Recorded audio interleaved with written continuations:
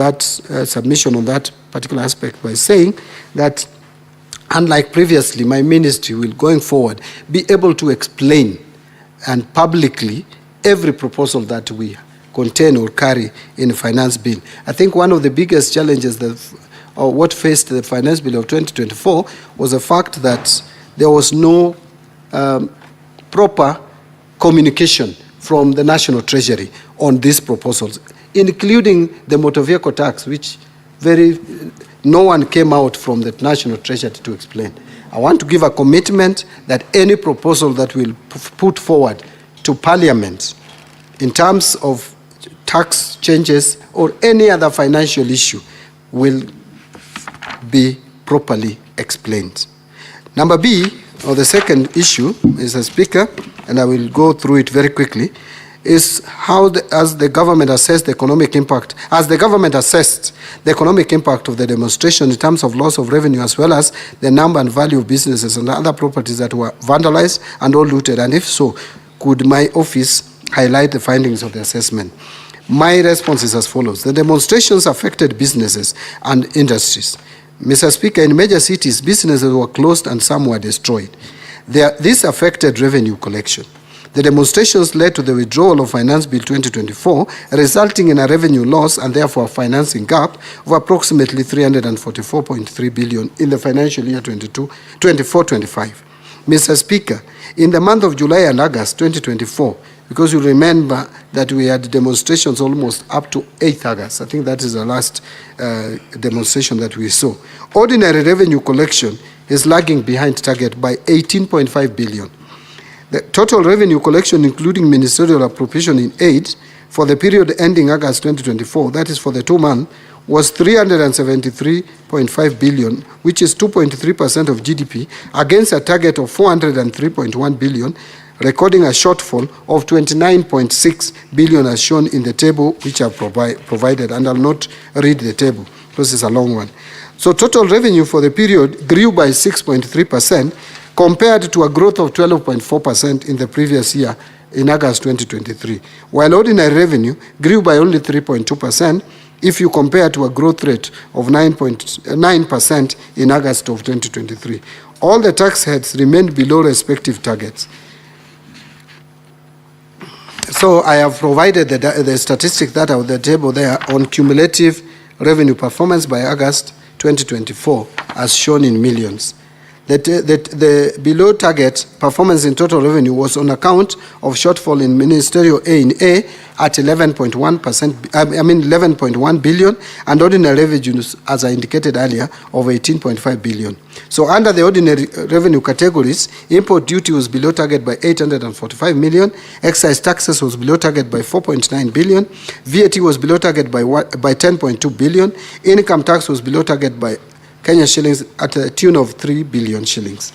The slower growth of ordinary revenue by 3.2% by August 2024, compared with a growth of 9% over the same period in 2023, demonstrate the impact of slower economic activity since June 2024. However, revenue performance is expected to bounce back going forward given the stability in the macroeconomic environment.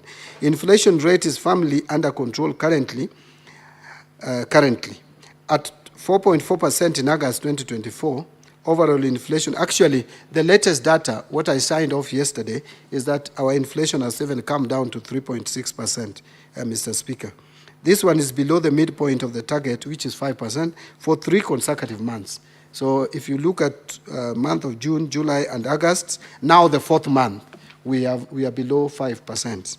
This is a drop from 6.7% in August 2023 and a peak of 9.6% in October 2022 when we had the worst inflationary pressures in this country.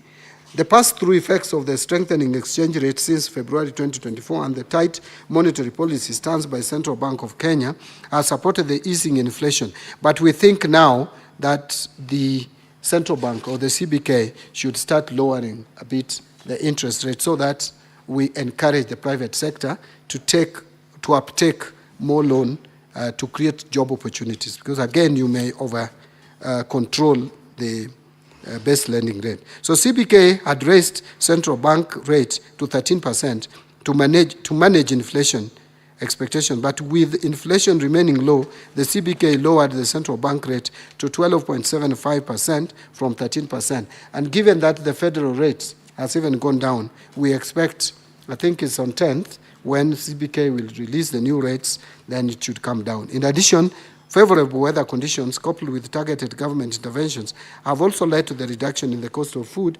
production, thereby lowering food inflation. So the other question, Mr. Speaker, was how has the economic disruption from the demonstrations, coupled with the downgrade of Kenya's credit rating, impacted the ability of Kenya to service her debts? And could the Cabinet Secretary explain any steps taken to stabilize the economy, restore investor confidence, and improve the credit rating? Here, Mr. Speaker, would state as follows, that the credit rating agencies downgraded our country during the peak of the demonstration and stated that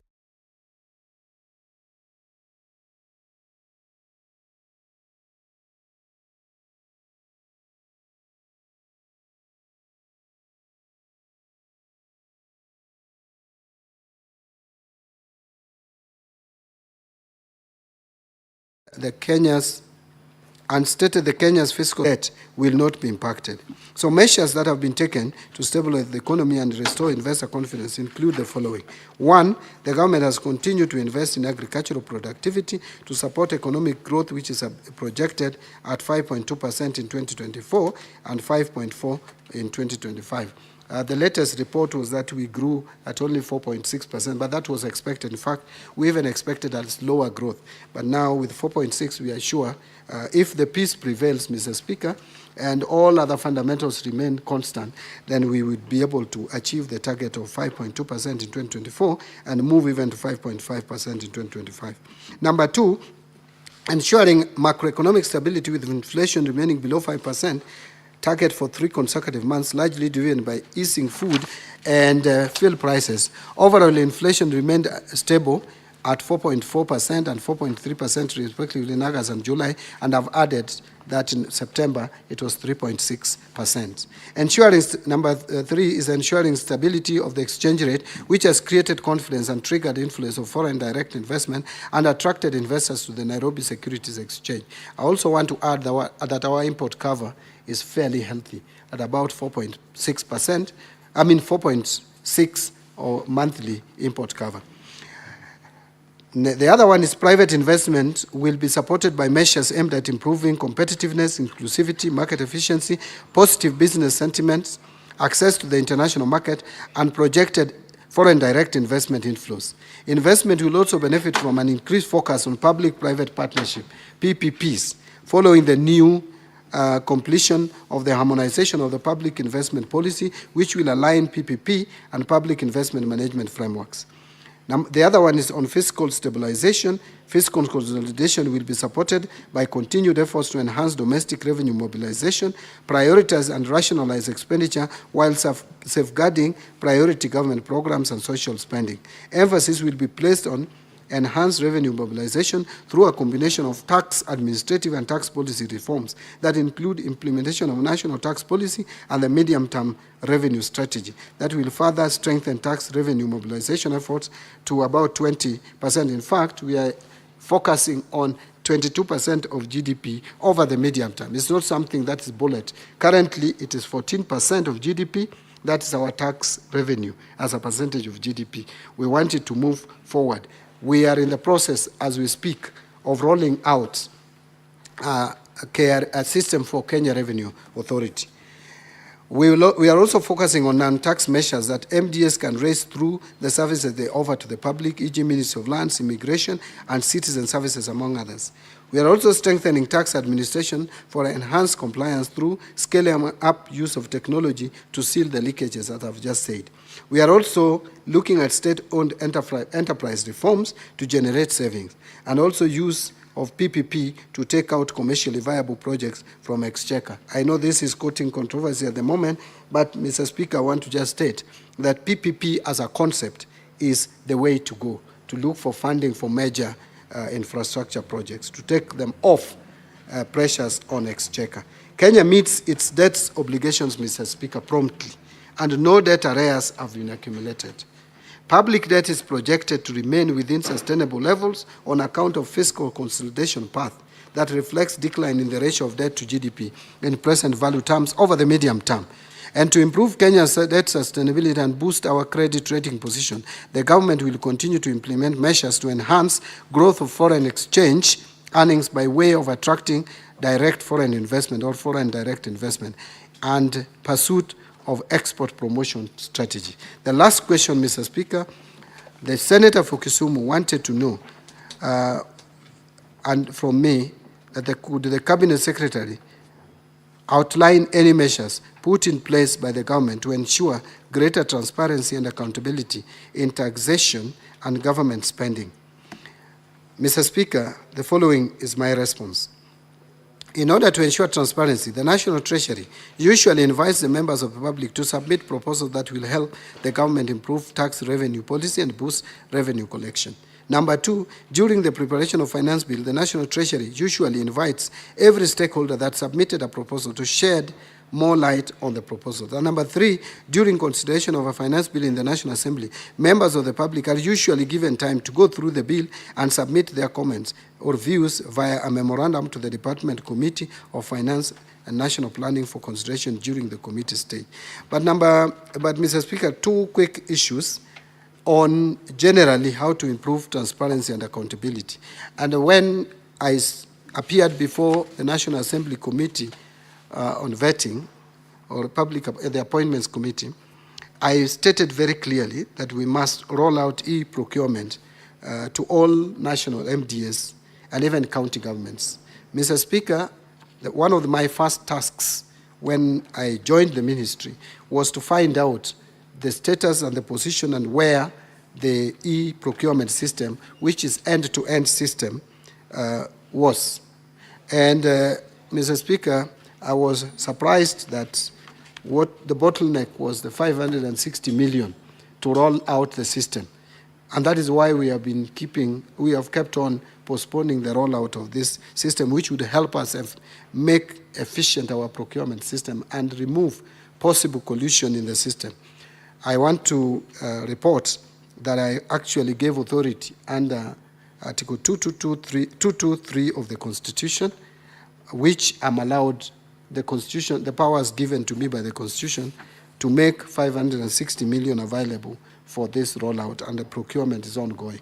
That amount is not comparable to the amount that I think we are losing as a country in terms of systems that are not transparent for procurement. Finally, Mr. Speaker, we are working on rolling out a unified payroll system because we have our fears. And in my discussion with UNDP, which has conducted research in some other countries, I will not mention the country, but they told me that there's a country when they did audit of the payroll, they discovered that 17% of the workers who are in the payroll were actually not there.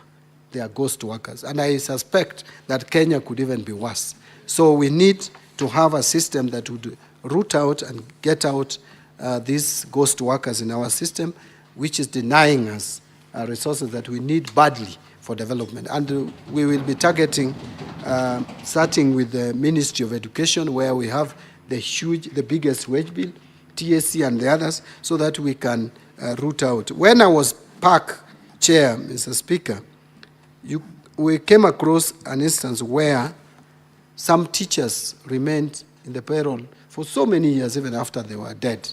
So if dead teachers can remain in payroll, then chances are that non-existent teachers could find their way in the payroll. Thank you, Mr. Speaker. I submit. Thank you, Cabinet Secretary.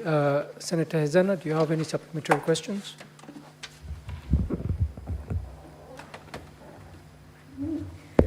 Mr. Speaker, I don't have any supplementary questions, only to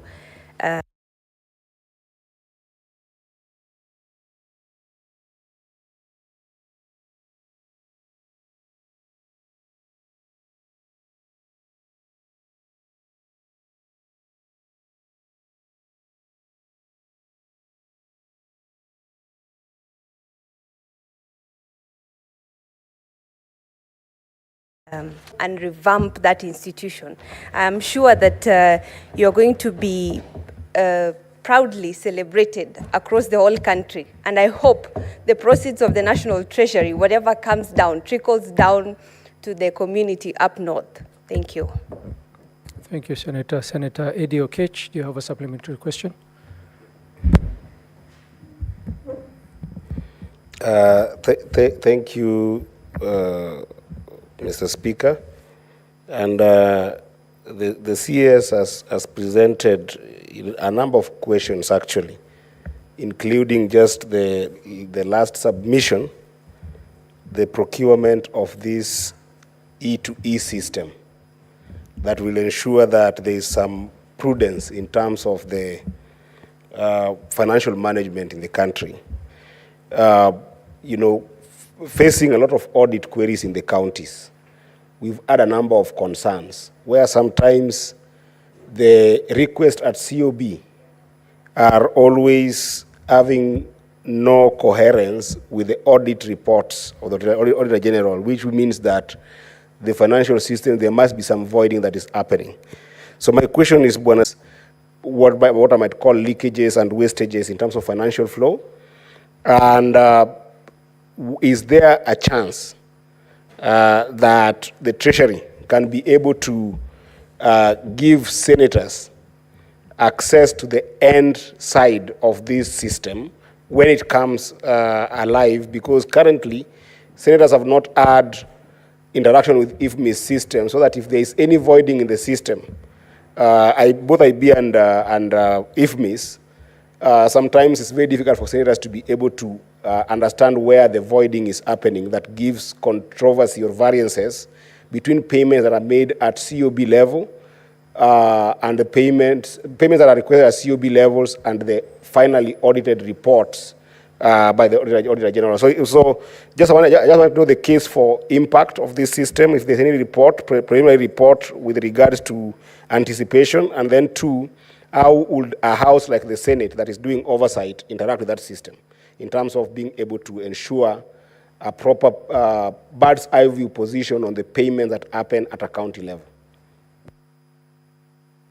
If we use this system, but again, but again, your guess is as good as mine. As a country, we all know that by breaking down the procurement system, where the budget does not speak to procurement, it does not also speak to the cash payment, and it does not speak to use of goods and services. If we can have a system where from budget to procurement to payment and finally to use of goods and services integrated in a way that you can have, if I may borrow your word, an eye view or a bird's eye view of what is happening, then we would save quite a lot that we would have otherwise wasted. So if need be, we may provide the information on the impact assessment and even what we are likely to save. In terms of giving senators a chance to engage with the system, yes, I know that these are public records, public systems. But again, Mr. Speaker, we have to be a little careful here because, one, we know that the Auditor General has full access to the system, and senators and members of the National Assembly, as oversighting institution, engage a lot with the reports of the Auditor General, which office we give resources to be able to interrogate and engage with the system and see the efficiency and efficacy of the system. So we must be careful on the level of involvement of the senators, because again, then the separation of power or responsibilities come to play. We don't want to get our senators in the murky waters of implementation because you are supposed to start to be somewhere in terms of oversighting, not just how money is spent, but even the systems through which they are spent. So if we engage our legislators to also be like part of the system interacting with the system, there must be a dichotomy. There must be where they reach. But I agree with you that senators need to understand this system. I also used to complain a lot when I was in the National Assembly about IFMIS, because you just hear about upgrade, every day upgrade. But then you ask, what is this IFMIS, which someone can just switch off and on at will? So I think general understanding of how these systems operate is desirable, and that can be dealt with. Thank you, Mr. Speaker. Thank you very much. Honorable Senators, we have reached the end of the question and answers. Cabinet Secretary, Honorable CPA John Mbadi, let me also take this opportunity to congratulate you for your new appointment as the Cabinet Secretary, National Treasury and Economic Planning, and to wish you all the best in your new role, and to also thank you for appearing today and for having given a very detailed response to the questions raised by the Senator. At this point in time, Cabinet Secretary, we shall give you leave, and all the best. Thank you. Next order. Order number 8, motion. Report of the 66th Commonwealth Parliamentary Conference held in Accra, Ghana from 30th September to 6th October 2023.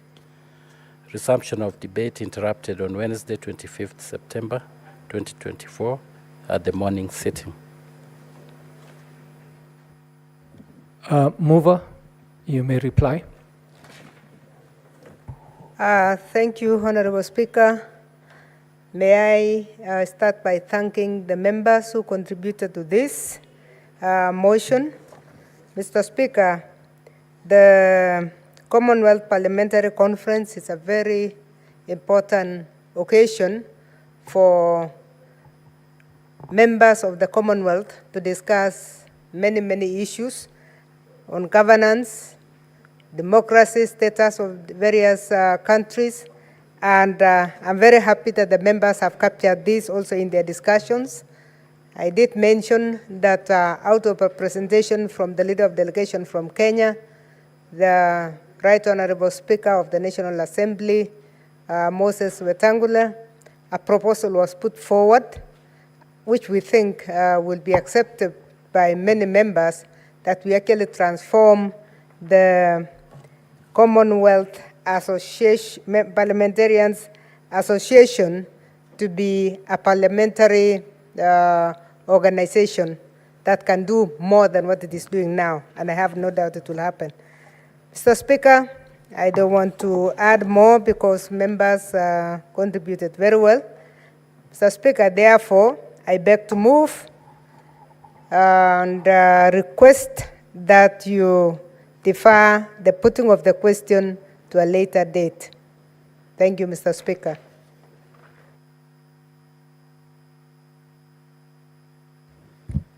Thank you, Senator. We shall defer putting the question to tomorrow. Next order. Order number 9, motion. Report of the 9th Interparliamentary Global Conference of Young Parliamentarians held in Hanoi, Vietnam, from 15th to 17th September 2023. Deferred. Next order. Order number 10, motion. Report of the 147th Assembly of the IPU and related meetings held in Luanda, Angola on 23rd to 27th October 2023. Deferred. Next order. Order number 11, motion. Report of the Kenya delegation to the extraordinary session of the 6th PAP held at Gallagher Convention Center in Midrand, South Africa from 20th to 27th March 2024. Deferred. Next order. Order number 12, motion. Report of the Kenya delegation to the 148th IPU and related meetings held in the Geneva, Switzerland from 23rd to 27th March 2024. Deferred. Next order. Order number 13, motion. Report of the 14th session of the Conference of Inter-Great Lakes Region held in Livingstone, Zambia from 15th to 19th April 2024. Deferred. Next order. Order number 14, motion. Report of the parliamentary delegation to the 2024 Joint United Nations IPU hearing held at the United Nations headquarters in New York, United States, from 8th to 9th February 2024. Deferred. Next order. Order number 15, motion, stoppage of funds to Isiolo County due to the failure by governor to honor Senate summonses. Deferred. Next order. Oh, very well.